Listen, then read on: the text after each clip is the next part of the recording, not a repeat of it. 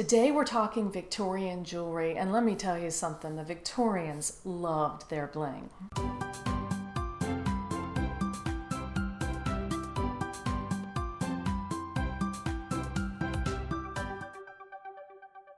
The Victorian period ran from 1837 to 1901, and those are the years of Queen Victoria's reign. It is a long time period, and a lot happened in that time. We got indoor plumbing, electricity, we got cars, photography was invented, so the world changed a lot during Queen Victoria's reign. From the moment of Queen Victoria's coronation, all eyes were on her, and she set many trends and standards of the time.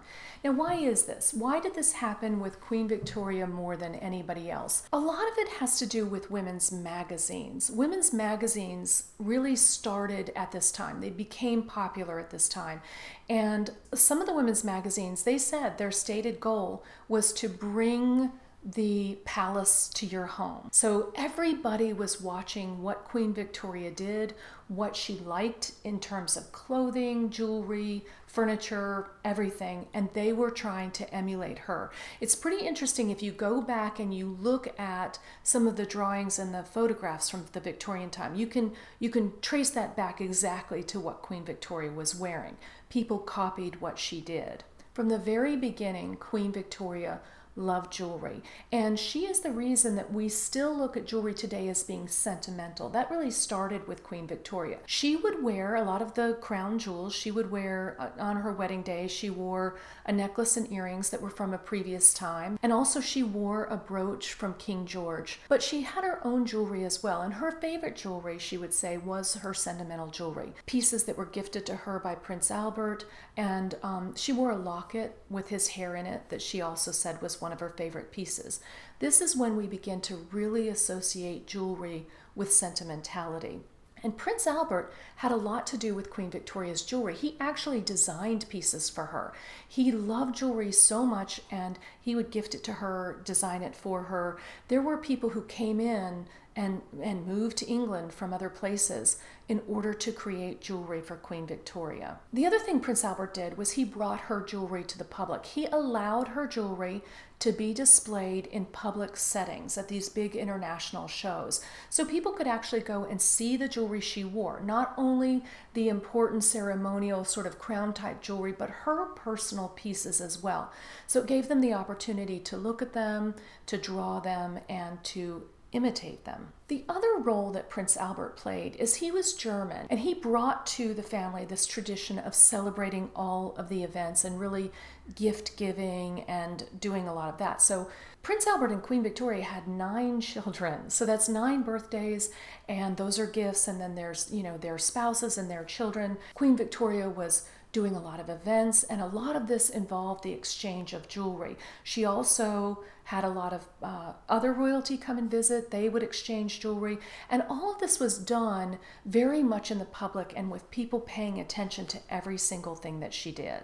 So throughout her life, Queen Victoria really amassed a lot of jewelry. And the people around her and the people of the period did the same thing. This is the first time in history that women actually wore more jewelry than men. And it was because they were imitating her. It was also because jewelry became more accessible. And there were many reasons for this. One is jewelry went from being completely handmade to being in part machine made, so it made it more affordable. The other was that jewelry was not just made in 18 karat and 22 karat. Up until that time, it had to be 18 karat or 22 karat. And now they permitted 9 karat, 12 karat, and 14 karat gold to be produced, allowing more people to be able to afford it. Queen Victoria's reign was so long that we break the Victorian era down into 3 periods, and the first is the Romantic period, which goes from 1837 to 1860, and it represents Queen Victoria's youth, including her courtship and her marriage to Prince Albert. The themes were branches, flowers, grapes, this kind of thing, and also serpents or snakes. She wore a snake bracelet to one of her first events as queen, and the serpent represented wisdom, and that is why she wore that bracelet.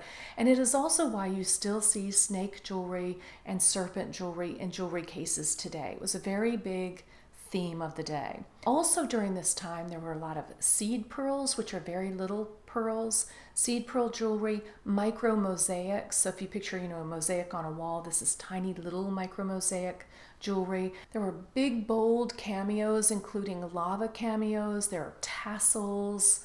There's enamel pieces, lockets, pieces that represent travel. There's just so much jewelry during this time that it is hard to describe. It was truly prolific, and Victorian jewelry remains pretty easy to find today. The Grand Period, or the Middle Period, runs from 1860 to 1885. This period sees the death of her mother and the death of Prince Albert in one year, in the same year.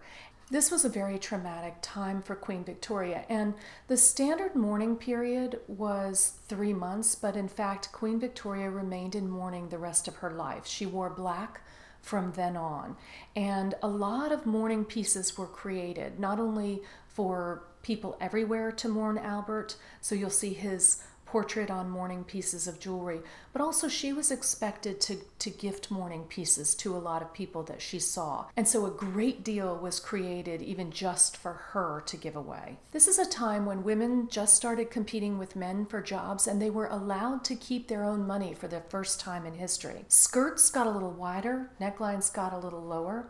The jewelry was still prolific. People were wearing a lot of jewelry, but it didn't have that exuberant, youthful look.